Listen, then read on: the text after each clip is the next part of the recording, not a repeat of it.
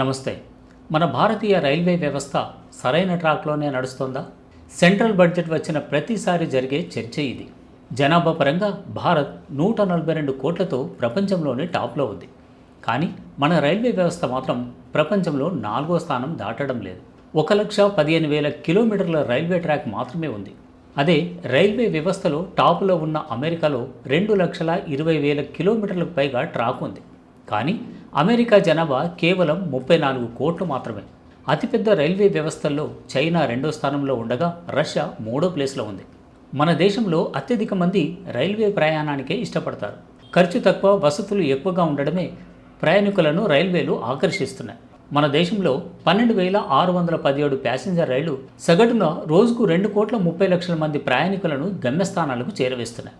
ఏటా 700 కోట్ల మంది రైల్వేల్లో ప్రయాణిస్తున్నట్లు అంచనా.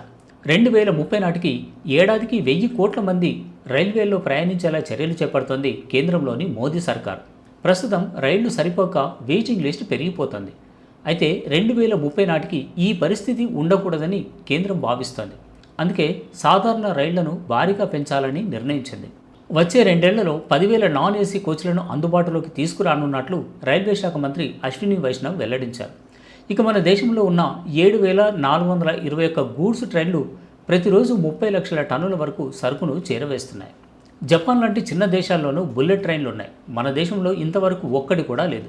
ప్రస్తుతం గుజరాత్లోని అహ్మదాబాద్, మహారాష్ట్రలోని ముంబై మధ్య బుల్లెట్ రైలు ప్రాజెక్టు కొనసాగుతోంది. అది పూర్తయితే మన దేశంలో తొలి బుల్లెట్ ట్రైన్ పరుగులు పెట్టనుంది. ఇక రైళ్ల వేగం పెంచి ప్రయాణ సమయం తగ్గించడానికి మోదీ సర్కారు సెమీ హైస్పీడ్ రైళ్లను అందుబాటులోకి తెచ్చింది. అవే వందే భారత్, అమృత్ భారత్ రైళ్లు. 400 వందే భారత్ రైళ్లను తీసుకురావాలని లక్ష్యంగా పెట్టుకున్న కేంద్రం ఇప్పటికే 51 రైళ్లను పట్టాలెక్కించింది. ఇంకొక వైపు అమృత్ భారత్ రైళ్లను భారీ సంఖ్యలో పెంచే ఉద్దేశంతో ఉంది కేంద్రం. అమృత్ భారత్ పథకం కింద రైల్వే స్టేషన్లను అభివృద్ధి చేస్తోంది. వచ్చే 5 నుంచి 7 ఏళ్లలో 250 అమృత్ భారత్ రైళ్లను ప్రవేశపెట్టాలని టార్గెట్గా పెట్టుకుంది. ఈ ఏడాది 25 అమృత్ భారత్ ట్రైన్లను అందుబాటులోకి తేనున్నారు. మరోవైపు వందే భారత్ రైళ్లలో స్లీపర్ కోచ్లను అందుబాటులోకి తెస్తున్నారు.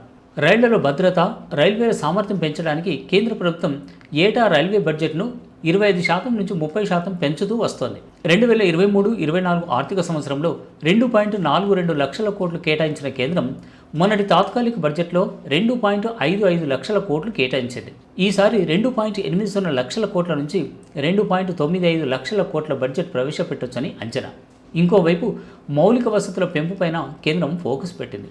ఈ బడ్జెట్లో కేంద్ర ఆర్థిక మంత్రి నిర్మలా సీతారామన్ ఇంకా ఎలాంటి నిర్ణయాలు ప్రకటిస్తారో చూడాలి. నమస్తే.